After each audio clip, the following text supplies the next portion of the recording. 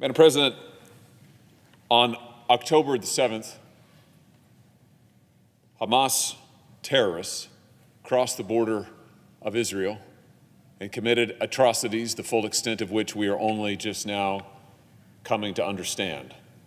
Thousands of innocent Israelis have lost their lives.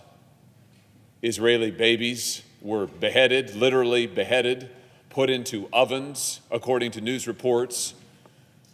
Innocent civilians were shot in their homes when they answered their front doors. Soldiers who were asleep in their beds were executed, and the terrorist attacks have continued.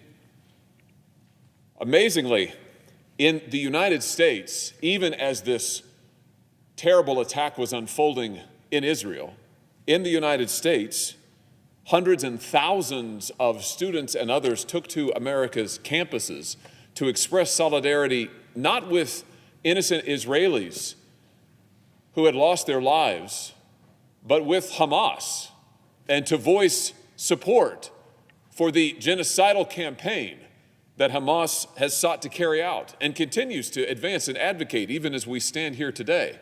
Take a look at just some of the things that have been said by students on America's college campuses. You had students at Harvard University who said that they held the Israeli regime entirely responsible for all of the unfolding violence. You had students at the University of North Carolina who said they believed it was their moral obligation to be in solidarity with the dispossessed, no matter the pathway to liberation they choose to take. This includes violence. Oh, and Hamas is violent. There's no doubt that we have seen extraordinary violence, unbelievable violence, and the most brutal attack on Israel and the Jewish people in 50 years.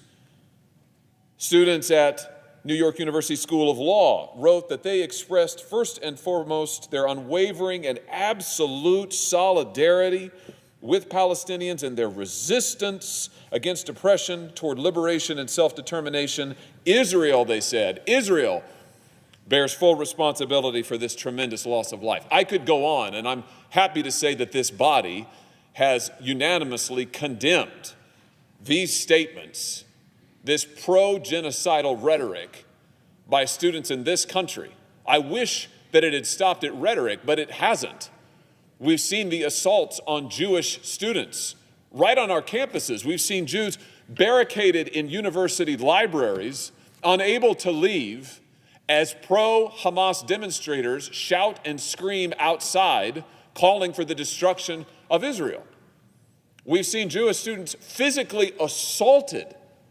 If you don't believe me, just go look on the internet. Physically assaulted on American campuses by pro-Hamas demonstrators.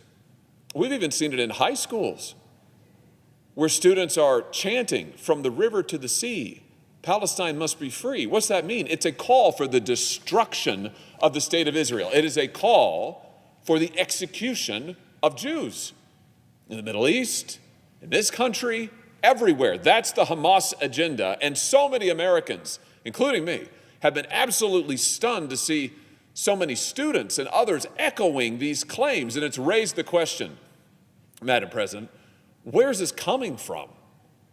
Where are these students and young people, teenagers? Where are they hearing this? Where are they seeing it? Where are they being fed this propaganda? Because propaganda it is. And at least one of the answers, Madam President, is they're finding it on TikTok. Yes, TikTok, that Chinese-based, Chinese-owned social media app that is a backdoor for the Chinese Communist Party to track the movements, the keystrokes, the whereabouts, the information of every American who has the app on their phone. What we know now is that for many, many younger Americans, the so-called Generation Z, those who are in their teens and early 20s, so many of them, 74% of them, in fact, use TikTok as a search engine. And in fact, a majority of them prefer TikTok to Google as a principal search engine. So where are Americans in Generation Z increasingly getting their news? What are they using to search for information? They're using TikTok. They're getting their news from TikTok. At the same time, this same cohort of young Americans, more than 50% of them, this is young Americans between the ages of 18 and 24, more than 50% of them say they believe that Hamas's murder of civilians was justified. Let me repeat that. More than 50% of young Americans, Gen Z, between the ages of 18 and 24, believe that Hamas's murder of civilians was justified. These are the same people who are going on TikTok to get their news, to get their information, to be influenced, and they certainly are being influenced. Media reports have analyzed the prevalence of anti-Israel, anti-Semitic, pro-Hamas content on TikTok. It's really quite astounding. Just take a look at the trending hashtags. Stand with Palestine, 285 million views, impressions, according to the news site Axios and their recent analysis. By contrast, Stand with Israel, far, far less, 64 million. And this doesn't actually begin to tell the story, because the truth is there are other hashtags, other pro-Hamas, pro-Palestinian sources of information where the views are even larger. Take, for instance, Free Palestine. That has received actually 917 million views, far outpacing even Stand with Palestine and dramatically outpacing the content that is actually supportive of the state of Israel. Here's my point. TikTok has become a haven for anti-Semitic content, a haven for propaganda, for genocide. Now, of course, TikTok denies this, as they deny any responsibility for anything that they actually do. They've tried to say that, in fact, that these numbers are skewed. But you can't change the facts.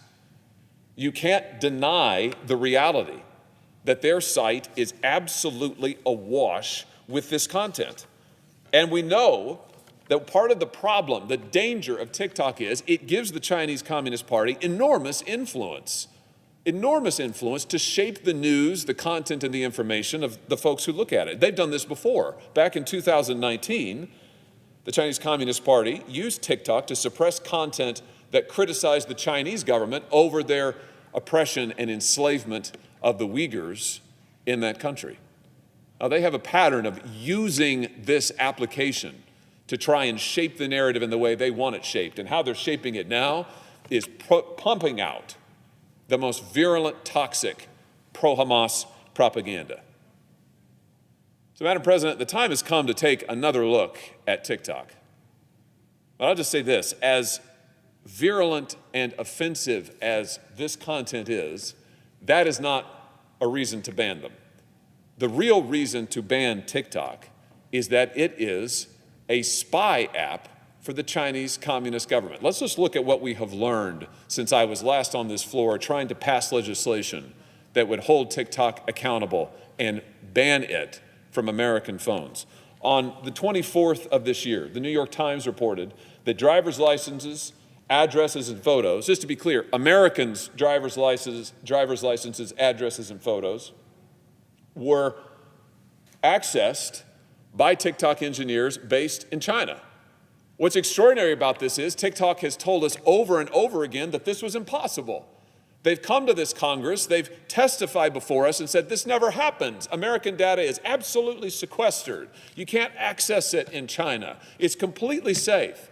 And yet we learned this year, what really we already knew, that simply is not true.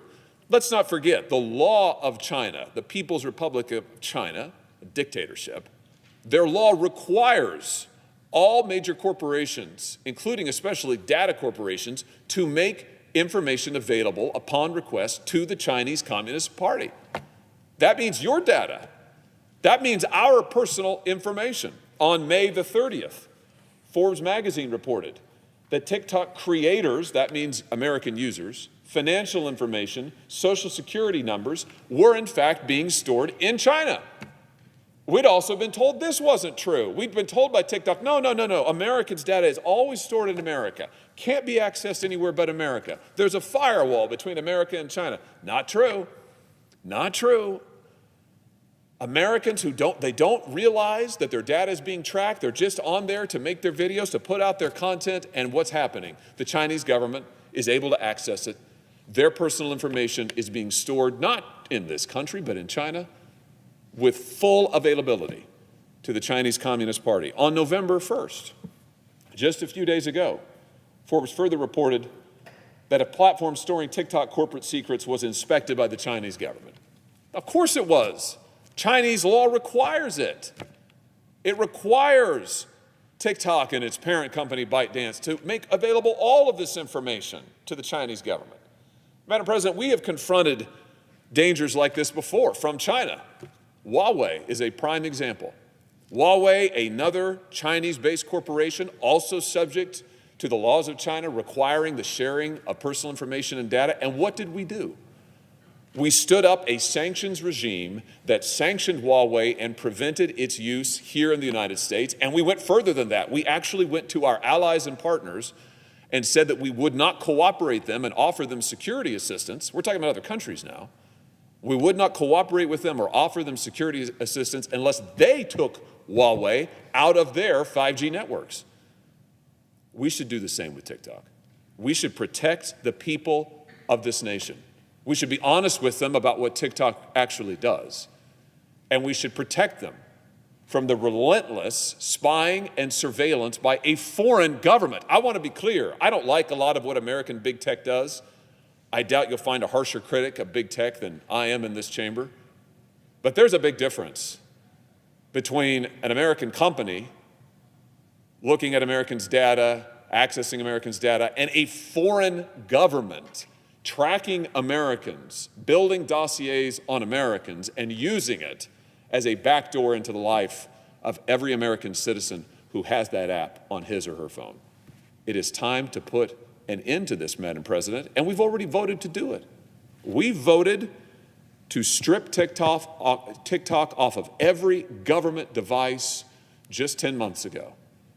States are doing it all across the country. It's time we took the step to protect the American people, to protect the integrity of Americans' personal information and their personal privacy. And so I ask unanimous consent that the Committee on Banking, Housing, and Urban Affairs be discharged from further consideration of S-85 and the Senate proceed to its immediate consideration. I further ask that the bill be considered read a third time and passed, and that the motion to reconsider be considered made and laid upon the table. Is there an objection? Madam President. Senator from Kentucky. Reserving the right to object, we are here once again faced with the proposal to ban TikTok and to forbid millions of Americans from expressing their opinion. This is not a subject that we should entertain lightly. If there is a better national strategy to permanently lose elections for a generation, I've not heard of it. Banning TikTok, a social media app used by 150 million Americans, primarily young Americans, is a recipe for electoral disaster for Republicans. The GOP strategy comes just after an election year in which a national survey indicated that 71% of young women and 53% of young men voted for the Democrat candidate for Congress. Now, admittedly, many Democrats have also joined Republicans in calling for this ban. But like most issues, the blame tends to stick to Republicans more. The banning TikTok strategy also comes while the GOP simultaneously complains of liberal U.S. social media companies canceling and censoring conservatives. So without a hint of irony, many of these same, quote, conservatives now agitate to censor viewpoints they don't like. So on the one hand, Republicans complain about censorship, while with the other hand, the same Republicans advocate to censor social media apps that they worry are influenced by the Chinese. The concern over TikTok seems to be over what the social media app might do, propagating hysteria and fear of subtle communist subversion from the People's Republic of China through a social media app in the 21st century is similar or akin to basically McCarthyist paranoia. Today, in a move that Chairman Mao himself would approve, the Senate considers banning a platform because it seems one member doesn't approve of how it handled content about the war between Israel and Hamas. Just this week, the senator from Missouri wrote to Secretary Yellen, and I quote, "While data security issues are paramount, less often discussed is TikTok's power to radically distort the world picture that America's young people encounter." The senator from Missouri wants to censor TikTok users who are biased against Israel. The senator from Missouri wants to ban the speech of young TikTok users that he disagrees with. Sounds more like a Chinese solution than an American one. The Chinese solution to combating speech those in power do not like is to ban it. In fact, TikTok is banned in China. So is YouTube, Twitter, and Facebook. There's an app similar to TikTok called Douyin that operates in China, but it's heavily censored. Try to search for Tiananmen 1989 on Douyin, and nothing will come up. The American solution, with the high value that our country places on free exchange of ideas, is to counter flawed ideas or falsities with more speech and better arguments that persuade and reveal the truth. Do we really want to emulate China's speech bans? Do we really want to intrude into the lives of Americans, deprive them of their First Amendment right to receive and consider information? The ham-fisted ban under consideration today empowers the government to determine what Americans are allowed to see, hear, and contemplate. The headline of an opinion piece recently by John Tamney says it all. Nauseating harassment of TikTok presumes that Americans will be saved from Chinese authoritarianism if U.S. politicians act like Chinese authoritarians. A ban on TikTok is what they do in China. You're worried about Chinese communism and Chinese authoritarianism, and you want to ban speech in our country? It's inconsistent with our very American primary principles. TikTok must be banned, the censors say, because they are owned and controlled by the Chinese Communist government. In actuality, TikTok is owned by international investors and 2 Chinese software engineers who designed the app. Does TikTok do the Chinese government's bidding? We'll go to the app and search for Falun Gong, the anti-communist religious sect that is persecuted in China. Go to TikTok and search for videos advocating Taiwan's independence, criticism of Chinese Premier Xi Jinping. These videos are all over TikTok that are critical of Chinese positions. That's why TikTok is banned in China. TikTok is banned in China, but you want to ban it in the U.S.? We're going to become like the Chinese to prevent the Chinese from taking over our country? Doctors Muller and Farhat of Georgia Tech write, if nationalist fears about Chinese influence operations lead to a departure from American constitutional principles supporting free and open political discourse, we will have succeeded in undermining our very system of government more effectively than any Chinese propaganda could ever do. We will be doing what the Chinese want. If you're worried about becoming Chinese communists, you will now be emulating them by banning speech. To those who are worried that the Chinese government might somehow have access to millions of Americans' teenage info, realize that all social media, regardless of whether their ownership is foreign or domestic, sucks up all your personal data. And this is what people provide voluntarily. And people, if you don't want your information, don't join these groups. If you're going to ban TikTok, what's next? Arguably, several domestic apps censor conservatives more. I know because I've been censored and banned by American companies. I've got no love lost for any of these companies. I have a host of complaints about domestic social media platforms that cancel conservatives, but I'm not in favor of banning them or forcing them to accept my opinions. They're private companies. They have speech rights. I have speech rights, but I don't have the right to force them or to ban them if they don't post my stuff. If you don't like TikTok or Facebook or YouTube, don't use them. But don't think any interpretation of the Constitution gives you the right to ban them. The First Amendment isn't necessary to protect speech that everybody likes or everybody accepts. The First Amendment exists to protect speech that might be unpopular or might be controversial. I hope saner minds will reflect on which is more dangerous: videos of teenagers dancing or the President of the U.S. government banning speech. For me, it's an easy answer. I will defend the Bill of Rights against all comers, even if need be, from members of my own party. I object. Objection is heard. Madam President. Senator from Missouri. Madam President, let's just be clear about one thing. The Chinese Communist government is not covered by the United States Bill of Rights.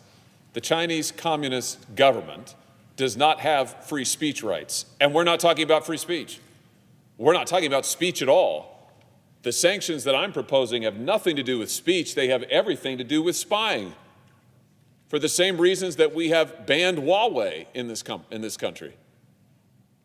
If the senator would like to have a debate about whether or not Huawei and its affiliates ought to be banned, whether there ought to be a sanctions regime for those that engage in espionage, I welcome it. That's the same debate we're having here.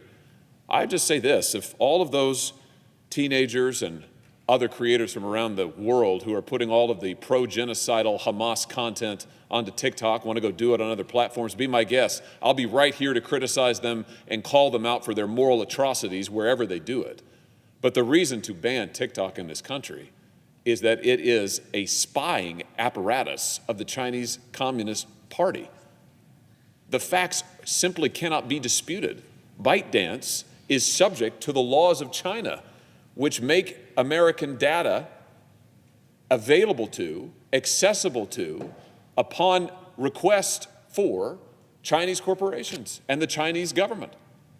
Madam President, I just lament that we cannot seem to move forward with a step that we have already taken with regard to Huawei, with sensible protection of Americans' privacy and their personal data. But let me just close with this. With regard to the speech itself, while the content of the speech on TikTok is no reason to ban them, I just want to say, since we are here in this moment of great dispute, apparently, in some quarters of this country over whether it is right or wrong to call for the genocide of Jewish people, I want to say clearly it is wrong.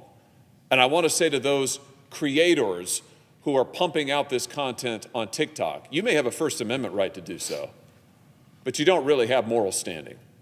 We need to be clear. There's a right, there's a wrong, there's good, there is evil, and calling for the genocide of Jewish people, whether it's in the Middle East, the state of Israel, or in this country, is wrong. Whether you do it on TikTok or Meta or YouTube or just on the streets and plazas of your college campus, it is wrong.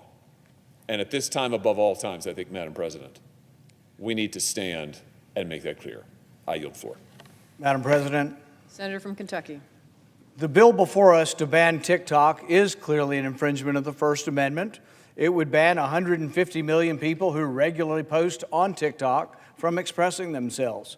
It is without question speech. These folks, the 150 million users of TikTok, would have standing in court to sue over infringement of their speech. This isn't about who was advocating for this or that in the Middle East or in the Israel or in the Hamas situation. The Supreme Court has looked at speech over time, and there is some speech that's not protected. But in Europe, they've gone one step further in the sense that they ban all kinds of speech in Europe. You have certain opinions that can't be expressed. We've never done that in our country. You can have a foul, despicable opinion in our country, and we counter it with better ideas. We counter it with better speech. It is very, very dangerous to the primary principles of our founding, of our government, of our Bill of Rights, of the Bill of Rights that is listed first, and that is freedom of speech.